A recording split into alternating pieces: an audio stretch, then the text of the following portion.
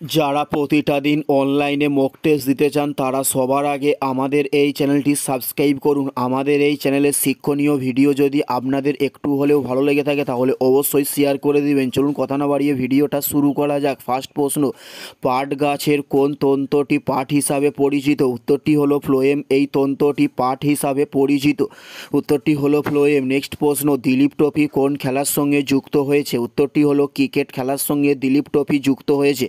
উত্তরটি হলো ক্রিকেট খেলার সঙ্গে। নেক্সট প্রশ্ন, ইবাদতখানাকে প্রতিষ্ঠা করেন? উত্তরটি হলো আকবর ইবাদতখানাকে প্রতিষ্ঠা করেন। উত্তরটি হলো আকবর ইবাদতখানাকে প্রতিষ্ঠা করে থাকে। নেক্সট প্রশ্ন, কলিঙ্গ পুরস্কার দেওয়া হয় কোন ক্ষেত্রে? উত্তরটি হলো বিজ্ঞানের ক্ষেত্রে কলিঙ্গ পুরস্কার দেওয়া হয়। উত্তরটি হলো বিজ্ঞানের ক্ষেত্রে কলিঙ্গ পুরস্কার দেওয়া হয়ে থাকে। নেক্সট প্রশ্ন, বাংলার প্রথম সার্বভৌম নরপতি কে ছিলেন? উত্তরটি হলো শশাঙ্ক ছিল বাংলার প্রথম সার্বভৌম নরপতি।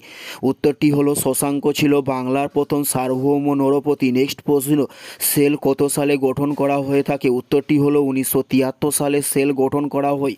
উত্তরটি হলো 1973 সালে সেলকে গঠন করা হয়। নেক্সট প্রশ্ন, তুজুকি বাবর গ্রন্থটি কে রচনা করেন? উত্তরটি হলো বাবর তুজুকি বাবর গ্রন্থটিকে রচনা করেন।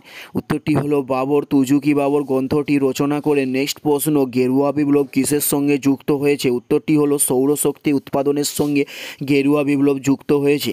উত্তরটি হলো নেক্সট প্রশ্ন, মানুষের মুখ গহ্বরে কোন জাতীয় খাদ্যের পরিপাক হয়? উত্তরটি হলো শর্করা জাতীয় খাদ্যের পরিপাক হোক মানুষের মুখ গহ্বরে। নেক্সট প্রশ্ন, কর্ণাটকের জাতীয় পশু কোনটিকে বলা হয়? উত্তরটি হলো হাতিকে কর্ণাটকের জাতীয় পশু বলা হয়। উত্তরটি হলো হাতিকে কর্ণাটকের জাতীয় পশু বলা হয়। এটাই ছিল এই ভিডিওর লাস্ট প্রশ্ন। আর কোন ধরনের শিক্ষণীয় ভিডিও আপনারা প্রতিদিন দেখতে চান অবশ্যই কমেন্টে লিখে জানাবেন। পুরো ভিডিওটা দেখার জন্য আপনাদের অসংখ্য ধন্যবাদ। Thanks for watching.